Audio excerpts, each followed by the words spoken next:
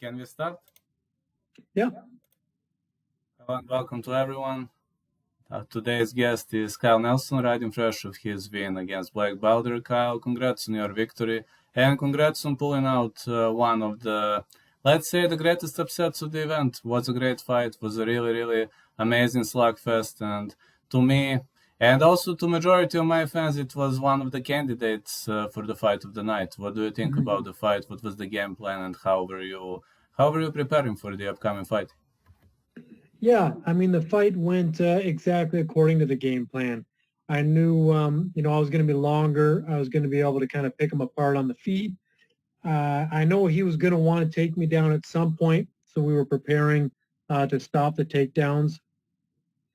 I thought about taking him down a couple of times off the fence, so I tested it a little bit just to see what his takedown defense was like.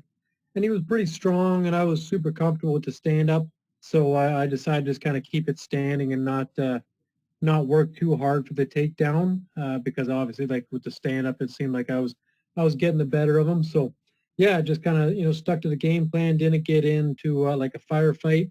Moved around, used my reach and stuff, and won the decision. That was amazing. Aside, if I compare your fight with Doho Choi, and if I compare this fight, I've seen a massive improvement in striking techniques. So, did that have something to do with your coaching regime, or maybe with your coach, or maybe it was just maybe you trained some specific aspect of the game? Yeah, it was mainly just the game plan. With Doho Choi, I had planned to strike with him, and then I kind of got the takedown early on, and I got pretty close to choking him in the first round. So we kind of decided, maybe we'll kind of keep wrestling and stuff. But yeah, if I had kind of had a similar game plan as this one against Doho Choi, then I think I already felt like I should have won the decision anyways. But if I had fought, the same way I fought this fight, then I think I would have beat Doho Choi for sure. Blake Balder fight, you were pretty much doing step drag forward, step drag backward very much often. You were forcing him to miss. So, did you intentionally counter his strikes? Did you intentionally let him pressure forward? Was it also a part of the game plan? Yeah, definitely. I mean, Blake likes to move a lot. He's always moving in his fights. So we wanted to use that calf kick a little bit to slow him down. And then, yeah, I wanted to pressure him sometimes, kind of land my shots, get my points, and then move around a little bit and make him miss on his big shots, and then try to either counter with the jab or counter with some sort of kick. If I'm gonna watch from my aspect of the game, my favorite fight when I was watching you was the one against Paul Reyes. So, what do you think about that fight? I mean, it was a stoppage for a reason, but in that fight, it was just your day, right? Or Yeah, I was definitely a lot more aggressive in that fight. I think there was probably opportunities in my fight against Blake Builder to also land some of those elbows, but I had double underhooks and I felt like I was controlling them really well, so I didn't open up too much to throw those elbows and knees and stuff like that. So if I could go back, that'd be something I would add more of in the Blake fight is some of that elbows and Muay Thai against the fence. well, Muay Thai is pretty much hard to use against a guy with good wrestling, but it seems your underhooks were pretty much locked on tight in the fight against Blake. But for example, in the fight against Doho Choi, maybe it was just a part of a game plan, wasn't that tight. So did it something that has something to do with game plan or?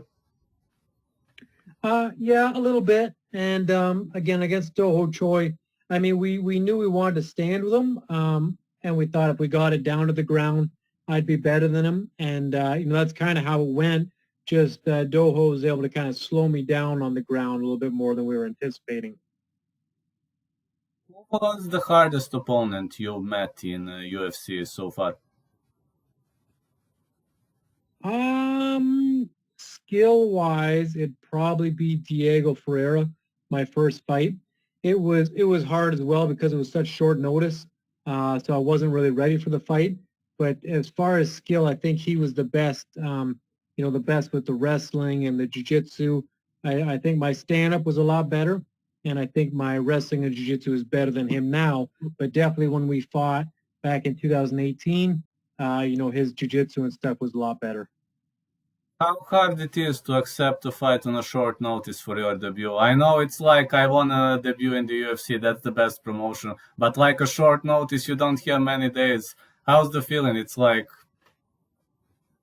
Yeah, it was pretty crazy. It was at 155, so it was I had to cut a good chunk of weight, but it wasn't as bad as going down to 145. I don't think that would have been possible on that short of notice.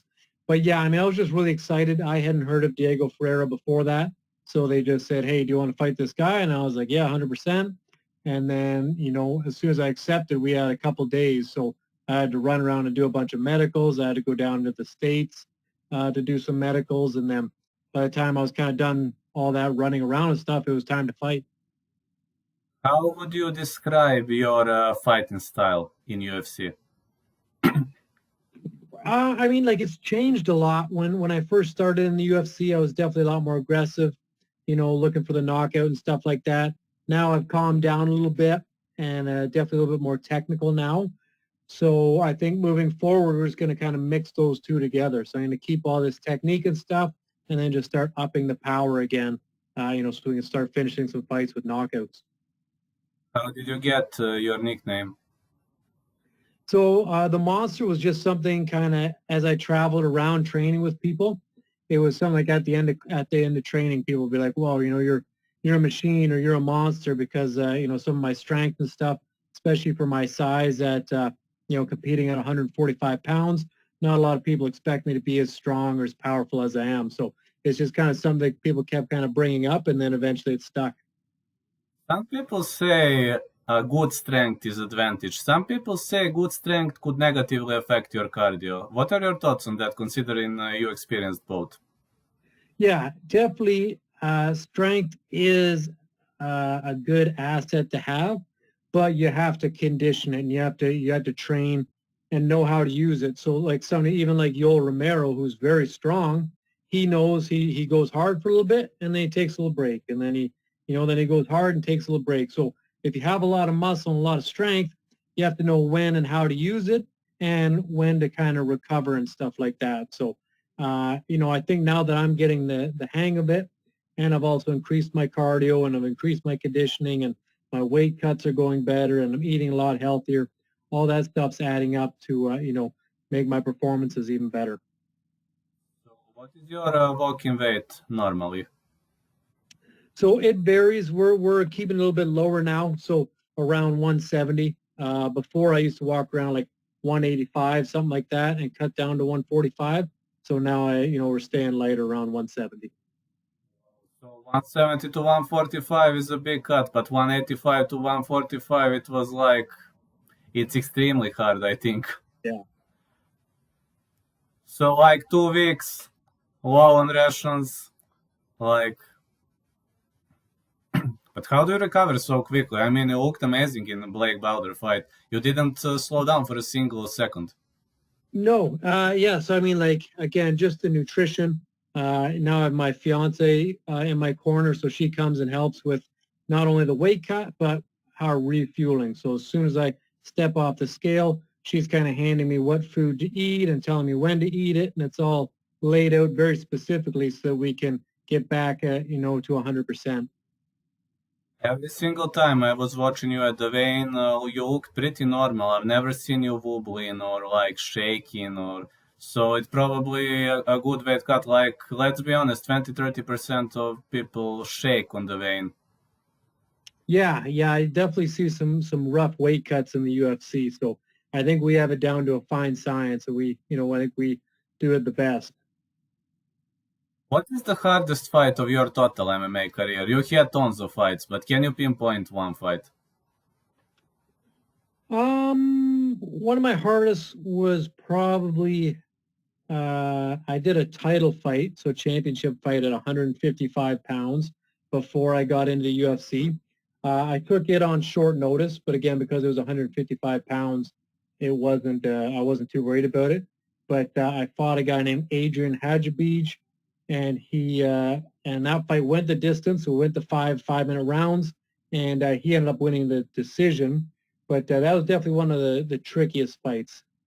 He had more of a karate style, so trying to move around and catch him and stuff, and him being a bigger guy, it was definitely one of my more difficult fights.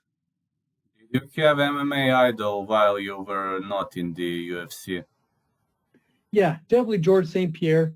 He's kind of a Canadian, icon, especially in mixed martial arts and UFC. So I grew up watching him, and then I've had, a few different opportunities to go and train with him at his gym in TriStar. How does a typical one day in your life look like? You can also say like when you're training, when you're not training, whatever works better for you. Yeah, I mean, it stays pretty much the same. I hang out with my fiance. We go to the gym, so we'll go to like the weightlifting gym and do cardio and stuff like that. And then we'll usually eat some lunch. And then it's just a training. We'll train some jujitsu, kickboxing, stuff like that. And then I also do some coaching. So I coach at my own gym, Muskoka Martial Arts. So I'll coach the kids classes and the adult classes. And then sometimes I help coach down at House of Champions as well. So it's like a very, very busy schedule, but at least it's Yeah, starting to show results. I mean, exactly. honestly, the greatest change I've seen, like Doko Choi fight, Blake Balder fight, they were not like in big time, there was not a huge difference between the two fights, but it seems like two different people were fighting, to me at least. Yeah. It really seems like you were a totally different version of yourself, and it seems it is giving results. So, what do you plan in the future? Do you have somebody locked in your sights, maybe?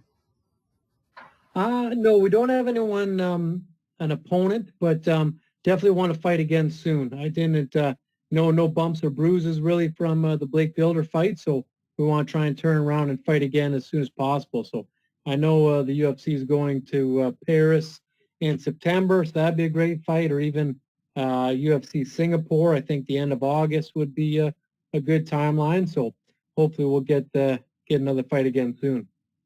I'm so glad you're not injured, and I hope we are going to see you soon in the cage because right now, I believe as a very technical fighter, very tactical, I believe people are definitely going to enjoy those fights, and I hope we are going to see another Blake fight. It was, according to me, top three fights of the night, definitely. I don't know what you think of your performance, but that's what my fans said. They were like top three for sure. Yeah, I think it was definitely, Blake is a very great fighter. He was undefeated before that. So I think it was a good matchup, skill-wise and technique-wise for sure. But yeah, but right now you are probably not gonna have gatekeeper status anymore. No, no way after this. Yeah, time to start climbing the ranks. Would you like to add something else to the interview? Would you like to give a shout out maybe to somebody? Would you like to mention something we forgot to mention? Just thank you to, all the fans and the listeners for supporting me and stuff. And yeah, make sure you check out my social media, the monster, the underscore monster on Twitter, the monster 705 underscore UFC on Instagram. And then, yeah, thank you to my friends, my family, my fiance, Claudia, my kids, Corbin and Griffin. And yeah, stay tuned. Hopefully we'll have a fight again soon. Glad to see that. I will put the fight interview to creation and I will let you know. I will share it with you. Thank you so much for being my guest. Been a pleasure. Awesome. Thank you.